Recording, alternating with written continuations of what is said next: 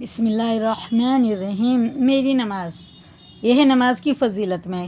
حدیث 11، صاحب جواجر کہتے ہیں کہ جب کسی نے اول وقت نماز پڑھی تو اسی وقت یہ نماز نور بن کر آسمانوں پر سے گزرتی ہوئی عرش الہی کے قریب پہنچتی ہے اور اس وقت سے قیامت تک نمازی کے لیے دعائیں مغفرت کرتی رہتی ہے، اور اس نمازی کو کہتی رہتی ہے اللہ تعالیٰ تیری حفاظت کرے جس طرح تو نے میری حفاظت کی۔ جواجر مکی۔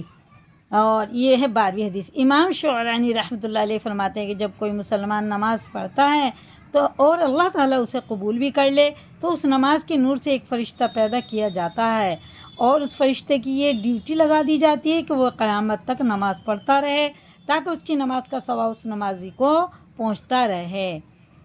یہ ہے 13، حدیث نمبر 13۔ حضور صلی اللہ علیہ وسلم کا ارشاد ہے جو شخص ظہر کی نماز سے پہلے اور ظہر کی نماز کے بعد پابندی سے 4 رکعتیں پڑھتا رہے اللہ تعالیٰ اس پر دوزخ کی آگ حرام کر دیتے ہیں۔ 4 رکعت عصر میں جو پڑھتا ہے اللہ تعالیٰ اس پر دوزخ کی آگ حرام فرما دیتے ہیں۔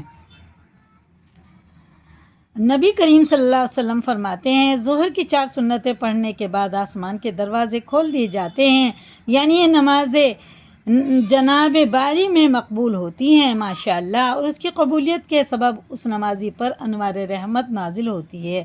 یہ مشکوہ شریف کی حدیث ہے۔ آن حضرت صلی اللہ علیہ وسلم فرماتے ہیں کہ انسان کے بدن میں 360 جوڑ ہیں، انسان کو چاہیے کہ اپنے ہر جوڑ کی طرف سے صدقہ ادا کرے۔ صحابہ رضی اللہ عنہ نے عرض کیا ہے نبی صلی اللہ علیہ وسلم اس قدر صدقہ دینے کی کس میں طاقت ہے؟ بے شک آپ صلی اللہ علیہ وسلم فرمایا مسجد میں تھوک وغیرہ اگر موجود ہو اس کو صاف کر دینا، اور راستے میں تکلیف دہ جو چیزیں پڑی ہوتی ہیں ان کو وہاں سے ہٹا دینا بھی صدقہ ہے۔ اور انصاف کرنے والا امیر اور حاکم، اور وہ جوان جس نے اللہ کی عبادت میں اپنی جوانی خرچ کی۔ تیسرے وہ 2 شخص جن کی آپس میں محبت محض اللہ کے لیے ہو اور اسی کی محبت میں دونوں جمع ہوتے ہوں اور اسی کی محبت میں دونوں علیحدہ ہوتے ہوں۔ چوتھے وہ نمازی جو نماز پڑھ کر مسجد سے نکلا لیکن دوسری نماز پڑھنے کے لیے اس کا دل مسجد میں رہا اور وقت پر نماز ادا کر لے۔ اور وہ اللہ کا ذکر کرنے والا جو تنہائی میں اللہ کو روتے ہوئے یاد کرتا ہو۔ بے شک وہ نوجوان جس کو خوبصورت عورت برے کام کے لیے دعوت دے اور وہ اس کو جواب دے کہ مجھے خدا کو منہ دکھانا ہے، جس نے خدا کے واسطے کوئی خیرات اس طرح کی کہ اس کے بائیں ہاتھ کو بھی علم نہ ہو کہ دانے ہاتھ نے کیا دیا۔ مشکوہ شریف۔ بے شک اور یہ سائے میں رہنے کے یہ معنی ہیں، اور سائے میں رہنے کے معنی یہ ہیں کہ حق تعالیٰ اس کو آخرت کی تکلیفوں سے محفوظ رکھیں گے اور اپنی خاص رحمت یعنی عرش کے نیچے اس کو جگہ دیں گے۔ اور یہ حدیث 20، حضرت دانیال علیہ السلام اپنے زمانے میں امت محمد صلی اللہ علیہ وسلم کی نماز کی تعریف کر رہے تھے اور یہ فرما رہے تھے کہ وہ امت ایسی نمازیں پڑھیں گی کہ اگر نوح علیہ السلام کی قوم ایسی نماز پڑھ لیتی تو ہرگز طوفان میں غرق نہ ہوتی۔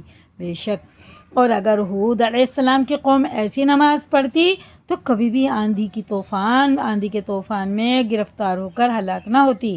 حضرت دانیال رضی اللہ تعالیٰ عنہ کا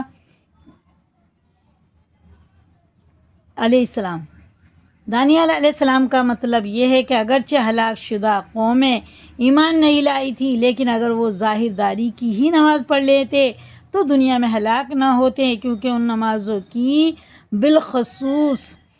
بالخاصہ یہ تاثیر ہے کہ جو شخص ان کا پابند ہوگا اگرچہ وہ کافر کیوں نہ ہو اس قسم کے دنیاوی عذاب میں مبتلا نہ ہوگا، البتہ آخرت میں اس قسم کی نماز کوئی فائدہ نہ دے گی۔ ٹھیک ہے، اب تک تو ہم نے نماز کا ثواب کے بارے میں سن لیا۔